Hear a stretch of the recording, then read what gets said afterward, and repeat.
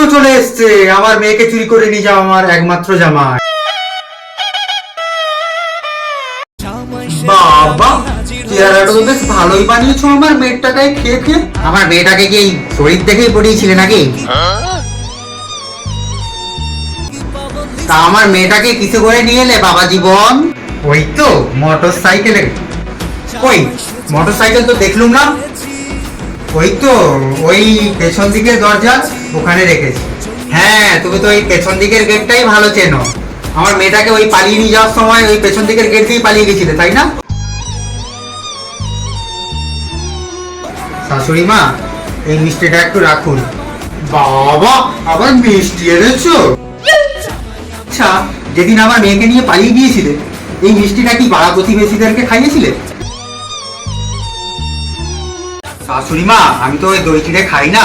খাও খাও খাও, তোমার মতলব কি আমি বুঝি না নাকি? একটু পরে গান্ডে পিন্ডে মটন ঠুসবে, এর জন্য পেটে জায়গা খালি করে রাখছো নাকি? আচ্ছা, যেদিনকে আমার মেয়েকে নিয়ে পালিয়ে গিয়েছিলে, সেদিনকে দুজনে দই চিড়ে খেয়েছিলে? এই তোমার মা, মানে শাশুড়ি মা, আমি এত বড় মাছের মাথা কিভাবে খাবো বলুন তো? কেন, যেমন করে আমার মেয়ের মাথা খেয়েছিলে? এই তোমার মা যদি পালিয়ে বিয়ে নিয়ে আর কিছু কথা বলে, তাহলে আমি ছোট মেয়েটাকেও নিয়ে পালিয়ে যাবো, এই আমি বলে দিচ্ছি।